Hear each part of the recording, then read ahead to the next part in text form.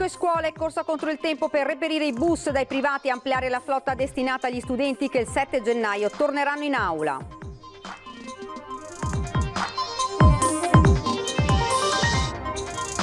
Entrerà in vigore sabato la nuova ordinanza regionale pensata per contrastare ulteriormente gli assembramenti. Dalle 11 nei bar consumazioni solo seduti. Per i baristi trevigiani l'ordinanza rappresenta un ulteriore giro di vita, questa volta del tutto inatteso. Non è la strada giusta, afferma dall'Aston Federico Capraro. Incidente mortale a Fanzolo di Vedelago, un 83enne alla guida della sua auto è uscita di strada a causa di un malore ed è finita contro un muro. Per l'anziano non c'è stato nulla da fare. Razzia in Canonica, Quinta di Treviso, ladri colpiscono durante la messa serale e rubano le offerte dei fedeli, altri furti in zona in abitazioni private. È scontro tra Mario Conte, sindaco di Treviso, e Mario Pozza, presidente della Camera di Commercio, sullo sfondo la gestione del turismo e il rilancio della Fondazione Mazzotti. La scomparsa di Paolo Rossi, morto nella notte a soli 64 anni, la grinta in campo e il garbo fuori. I trevigiani ricordano e salutano l'uomo simbolo dei mondiali 82, era uno di noi, dicono. Buonasera e ben ritrovati dalla redazione di Treviso. Dunque questi titoli di oggi: corsa contro il tempo per reperire i bus dai privati e ampliare la flotta destinata agli studenti che il 7 gennaio torneranno nelle aule degli istituti trevigiani. 75% degli studenti in presenza per la ripresa scolastica del 7 gennaio, al 50% fissata la capienza di bus e corriere per garantire il distanziamento anti-Covid, numeri che per la mobilità di marca significano un incremento di mezzi di circa un centinaio attingendo dai privati, strada già parzialmente percorsa a settembre che ripropone la caccia al reperimento in tempi brevi. Noi stiamo già contattando i privati, quelli che hanno lavorato con noi a settembre e ottobre, e anche le associazioni di categoria, per avere la possibilità di avere un numero sufficiente all'inizio delle scuole per soddisfare le esigenze dei ragazzi. La carica dei circa 25.000 studenti trevigiani che ne usufruiranno è chiamata dalla mobilità di marca a rinnovare gli abbonamenti con sistemi digitali per fare i conti giusti in una corsa contro il tempo in cui le riunioni si susseguono, e si fa appello al governo per la copertura dei costi. Costi che vanno dai 400 a 600 mila euro mese, e ovviamente non è che il MOM nessuna azienda di trasporto ha la capacità di sopportarli, quindi deve intervenire gioco forza il governo. Servizio che non si può predisporre a singhiozzi. Quando noi faremo i contratti anche con i privati dobbiamo dargli anche loro una garanzia. È un servizio che coprirà gennaio o giugno. Giorni decisivi per far quadrare il tutto, esigenze dei singoli istituti comprese, che hanno inviato dati sulle provenienze dei propri studenti e su orari di ingresso e uscite laddove differenziati, come al Mazzotti. Questo istituto ha ragazzi che vengono da molti paesi, anche lontano, non necessariamente dal comune di Treviso, pertanto loro hanno una prima tratta di trasporto che li porta verso la stazione dei treni, una seconda tratta che sono le navette che dalla stazione vengono fino all'edificio del Mazzotti. Il problema è stato considerato nel momento in cui da casa con i treni o con le corriere loro arrivavano fino alla stazione. Contiamo nella collaborazione della MOM per poter avere di nuovo delle navette che possano far accedere i nostri ragazzi alla scuola. Ed ora i contagi delle ultime 24 ore. In Veneto sono 3.904 le persone positive, mentre 769 sono in provincia di Treviso. Ed è stata presentata dal presidente Zaia la nuova ordinanza che punta a contrastare ulteriormente gli assembramenti.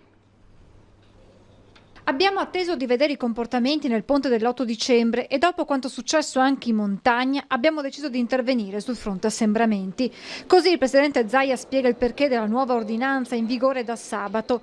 Ribadite le principali misure inserite nei precedenti provvedimenti come l'uso della mascherina, la capienza delle attività commerciali, la perimetrazione dei mercati.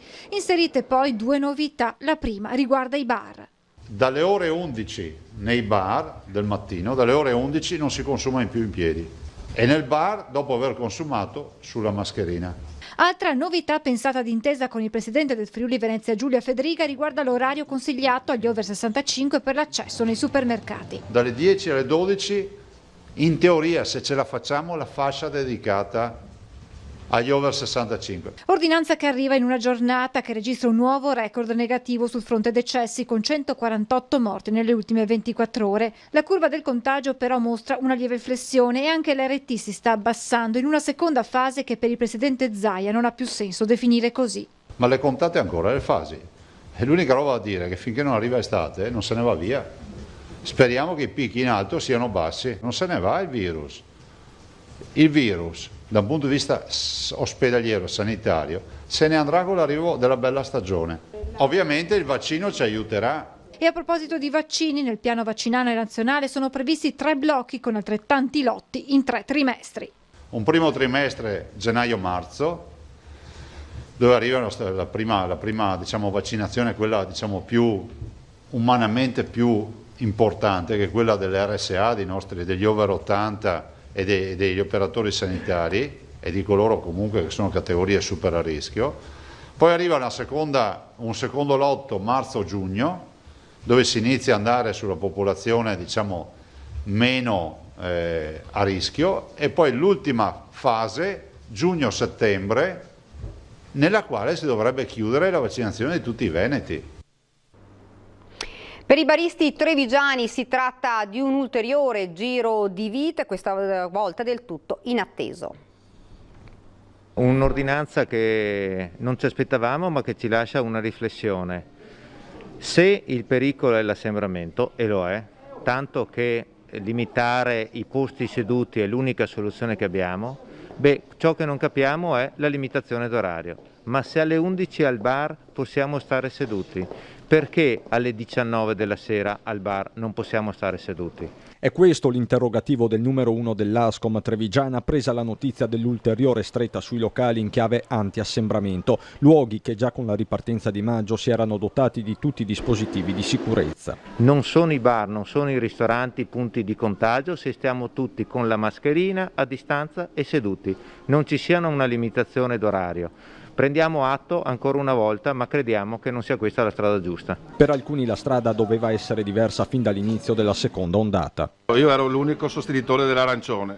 Se il 3 novembre fossimo stati a casa, con lo Stato che fosse intervenuto giustamente, puntualmente, molto probabilmente adesso non saremmo in questa condizione. Il Natale è già rovinato, secondo me ci stiamo un po' arrampicando sugli specchi, insomma, cioè continuiamo ad avere restrizioni, quando alla fine a questo punto è meglio chiudere tutto. Anche perché, dice sempre Marco, mentre i fatturati sono crollati, gli obblighi si sono moltiplicati. Lavoriamo con l'angoscia di prendere la multa, e qua faccio una parentesi, non so perché dobbiamo sempre prendere noi la colpa di un comportamento sbagliato del cittadino. Stati d'animo che i clienti più affezionati comprendono. La responsabilità dovrebbe ricadere più sul cliente appunto che sul commerciante molte volte, perché comunque il commerciante nella maggior parte dei casi si è anche attrezzato per poter garantire un servizio con distanziamenti e quant'altro. Tante cose non si possono più fare e si spera che sia una cosa temporanea, insomma, bisogna stringere i denti, resistere e sperare che le cose vadano meglio. Ed ora c'è la pubblicità, rimanete con noi.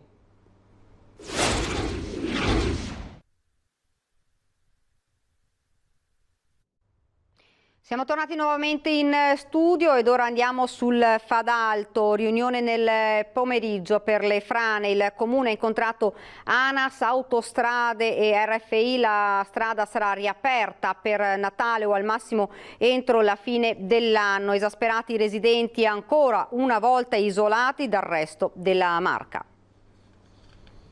Vento, pioggia e grandine e macello, solo che stavolta appunto è durato 2 giorni, non solo qualche ora, e quindi la situazione è diventata ancora più pesante, insomma insostenibile. Sono esasperati i residenti di Fadalto, ancora una volta prigionieri di una frana, anzi 2, che si sono staccate con l'ultima ondata di maltempo. Le ferite sono visibili in questo tratto di Alemagna, nell'ultimo lembo a nord della Marca. Sta provocando un casino perché bisogna prendere l'autostrada, bisogna fare il giro del mondo per andare fino a Vittorio e la vedo che è lunga la storia. Per andare anche solo a Nove, che è un paese a distanza di 5 km, bisogna andare su in cima, prendere l'autostrada, andare in giù e anche andare a Vittorio Veneto, insomma tutte le famiglie qua, tutte quante a parenti a Vittorio. Sicuramente è un grande disagio, perché comunque anche semplicemente per andare a fare la spesa dobbiamo salire fino a Fadalto Alto, prendere l'autostrada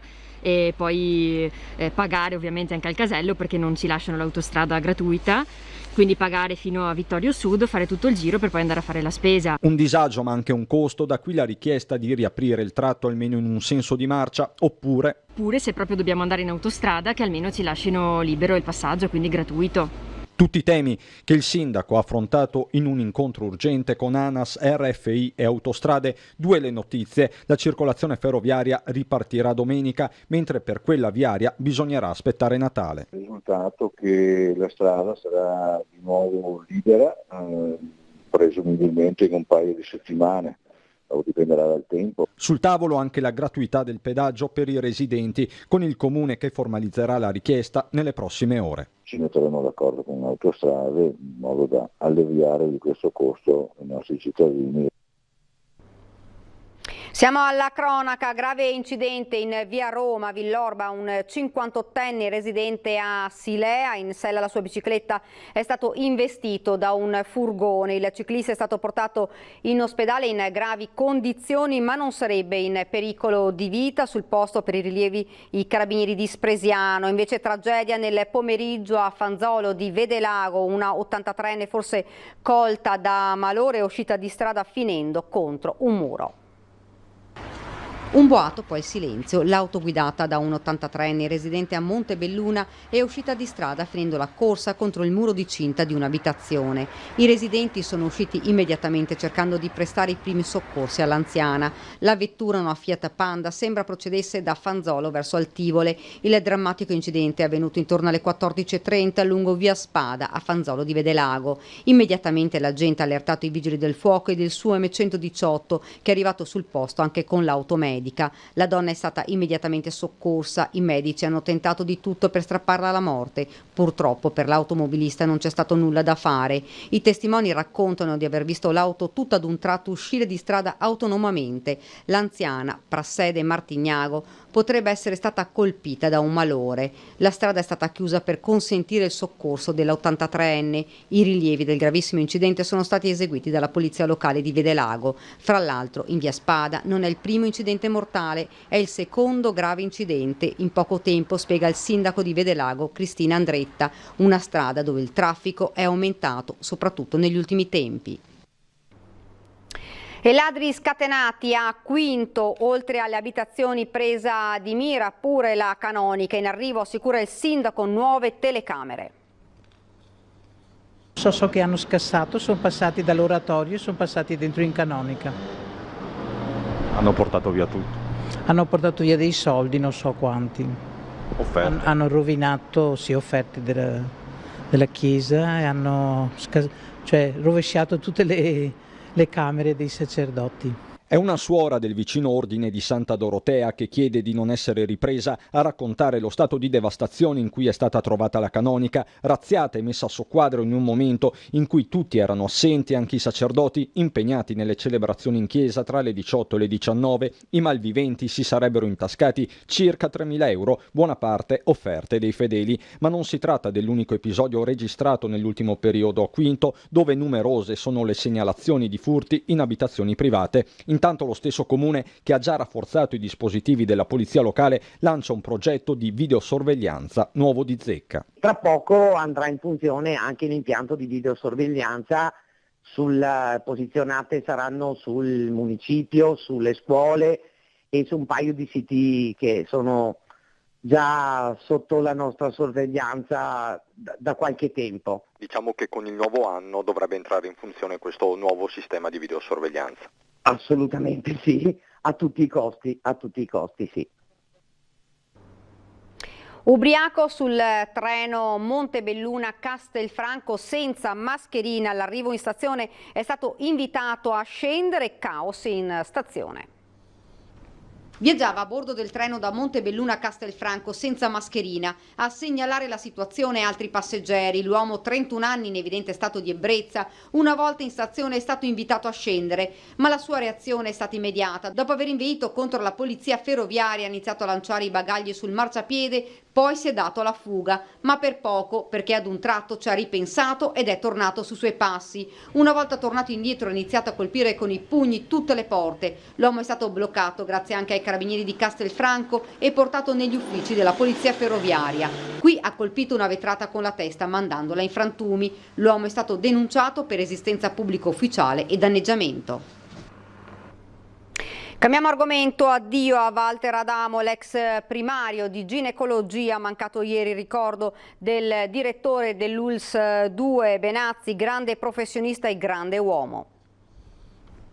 È una grande perdita sia dal punto di vista umano che sia dal punto di vista professionale, insomma. Quindi lo ricordo in tal senso con affetto e so che lui dall'alto ci guarderà tutti e ci aiuterà a fare bene. Un ricordo accorato, quello espresso dal direttore generale dell'ULSS 2 Francesco Benazzi in memoria del collega e amico Walter Adamo. L'ex primario di ginecologia e ostetricia ha mancato ieri a 71 anni dopo aver contratto il coronavirus.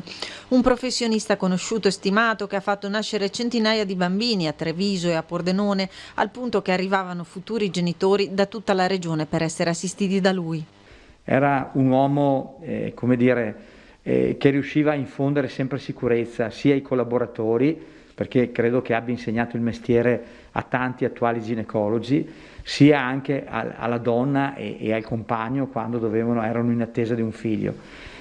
È stato lui a far nascere mia figlia, quindi ho un ricordo veramente particolare. Oltre al professionista, l'uomo, persona dedita al prossimo anche attraverso il volontariato al QAM di Padova.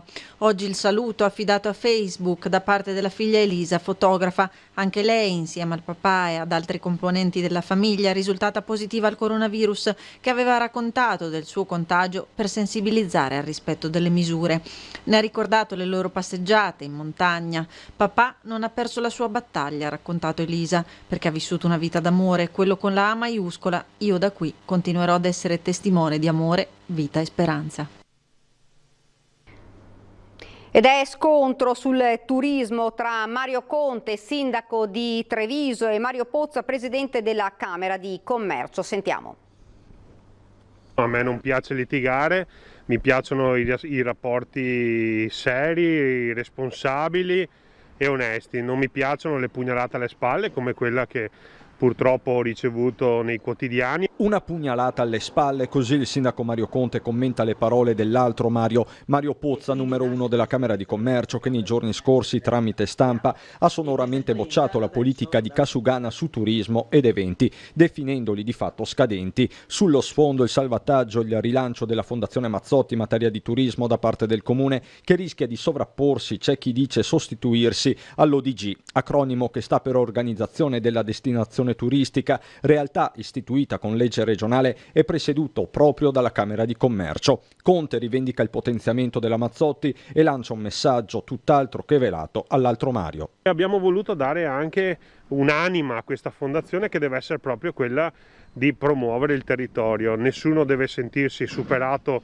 sul tema turistico, dobbiamo collaborare, lo dobbiamo per il bene della città, quindi l'appello che faccio a tutti i protagonisti della città di non vedere nella Fondazione Mazzotti un antagonista, ma di vedere nella Fondazione Mazzotti un'opportunità di crescita turistica per il nostro territorio.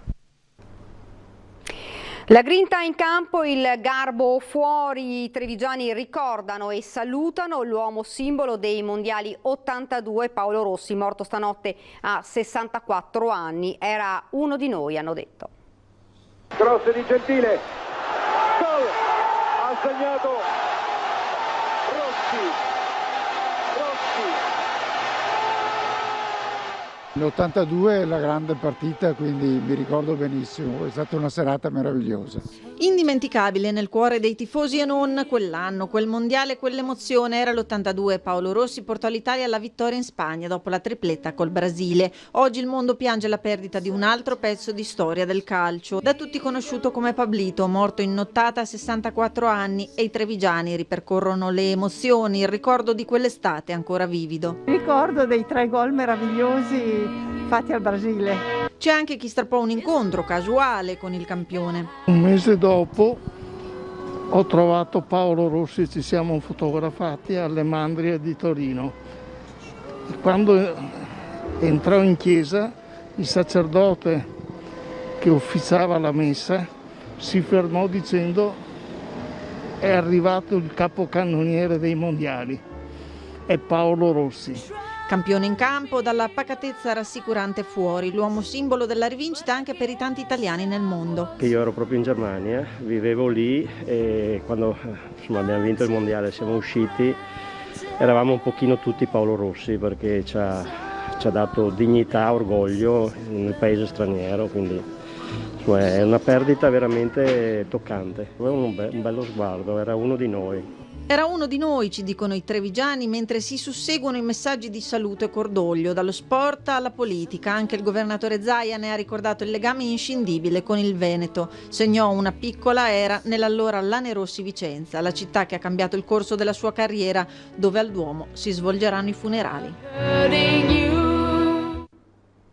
E adesso a San Biagio di Callalta per il compleanno di Angelina Marcon, che oggi ha spento 109 candeline nella sua abitazione di Spercenigo, dove vive. A farle gli auguri la figlia Lidia, che compie anche lei gli anni proprio lo stesso giorno della mamma. La signora Angelina trascorre le sue giornate ascoltando musica, guardando la TV, amante della buona cucina. Qualche anno fa ha perso l'amato marito che le ha trasmesso la passione per la musica. Oggi anche il presidente Zaia, durante il consueto punto stampa a Marghera, gli ha fatto gli auguri per l'importante traguardo raggiunto. Ed ora siamo alla nostra pagina da Belluno e provincia.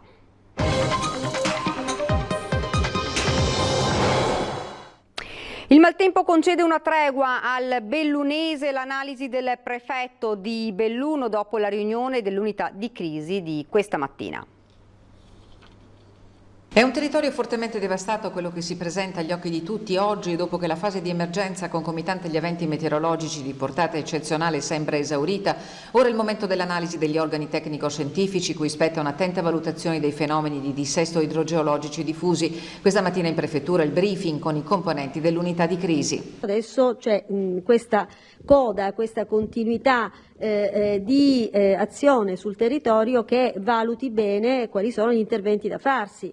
Gli interventi sia di ripristino e poi anche diciamo nel medio-lungo periodo di programmazione del consolidamento delle zone franose. Decine di persone sono ancora costrette fuori casa, 4 in Alpago, 5 a Chiese, 9 a Falcade, 14 a Perarolo di Cadore, 8 a Taibon, 4 a Valle di Cadore. Fuori dall'isolamento dopo 4 giorni Danta di Cadore, 440 residenti. Il sindaco Ivano Matteo sbotta: dimenticati da tutti, a queste condizioni non si spopola la montagna, moriamo proprio sotto la neve. Il comune di Danta in particolare è rimasto isolato semplicemente perché un cavo importante dell'alta tensione è stato, è rimasto appoggiato lungo la strada, ma questo è un fatto collegato ad una necessità di mantenere attiva l'alimentazione elettrica. Per 6 giorni il sistema provinciale ha risposto in maniera efficiente, la mobilitazione è stata generale e governata sotto tutti i profili, così come è stato importante l'apporto della Regione, che ha una visione più ampia della programmazione ed entra nella fase di governo del territorio anche post-emergenziale, dice la prefetto, che condivide la richiesta del presidente Padrin. Le osservazioni che condivido, che ha fatto il presidente della provincia Padrin, è che ovviamente il sistema provinciale va molto rafforzato anche dal punto di vista tecnico-scientifico. Quella struttura che è fondamentale a livello provinciale e che garantisce nell'immediatezza anche una valutazione di tipo scientifico, se vogliamo geologico, dell'apparato e del sistema operativo è importante. Commercio, turismo e servizi compromessi non solo dalla pandemia ma anche dalla situazione drammatica causata dal maltempo. Ora gli aiuti certi e con meno burocrazia, dice il presidente di Confcommercio Belluno Paolo Doglioni. La gente di montagna è resistente, è forte, combatte.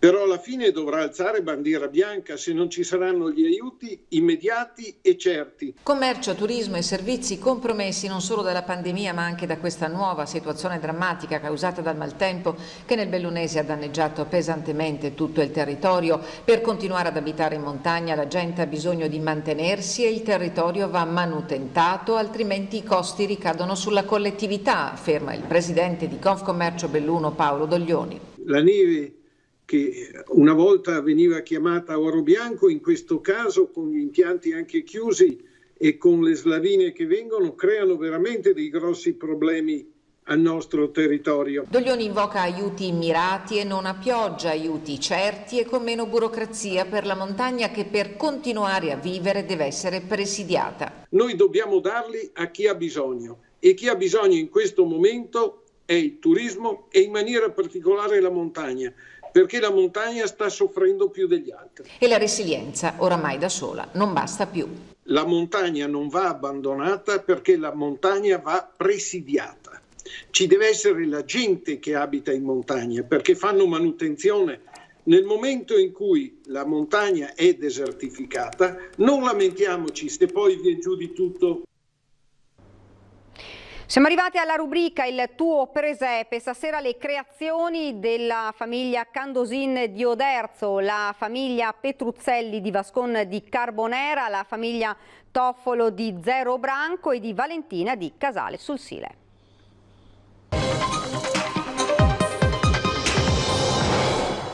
Ciao, io sono Leonardo e vengo da Oderzo.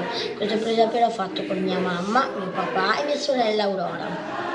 Buon Natale e buone feste!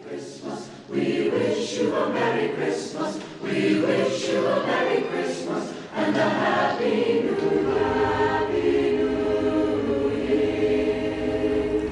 Good tidings we bring to you and you, good tidings of Christmas.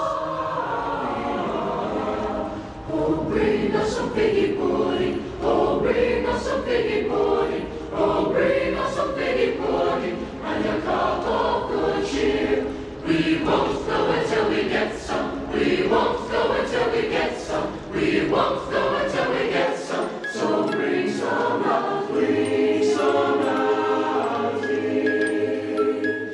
Good tidings we bring to you and your kin, good tidings for Christmas and a Happy New Year. We wish you a Merry Christmas, we wish you a Merry Christmas, we wish you a Merry Christmas and a Happy New Year. Good tidings we bring to you and your kin, good tidings for Christmas. E con queste belle immagini si chiude il telegiornale di Treviso, vi lascio alle previsioni del tempo, grazie davvero per averci seguito, buona serata.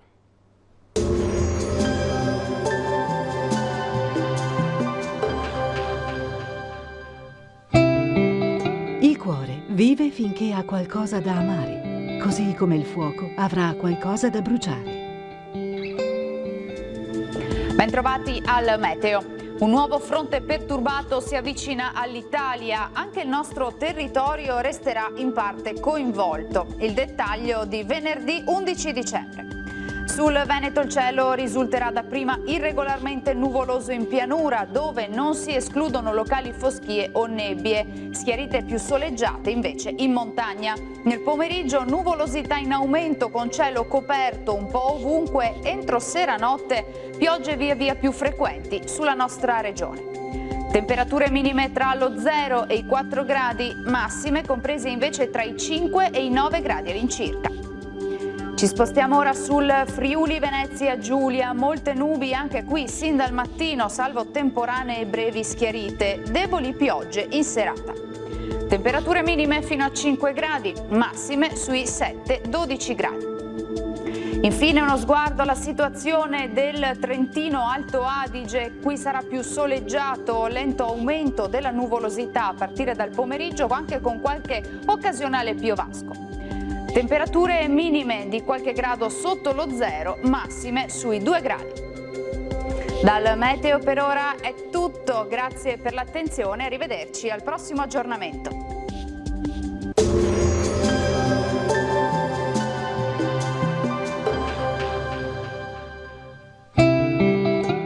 Il talento è scintilla, il genio, fiamma.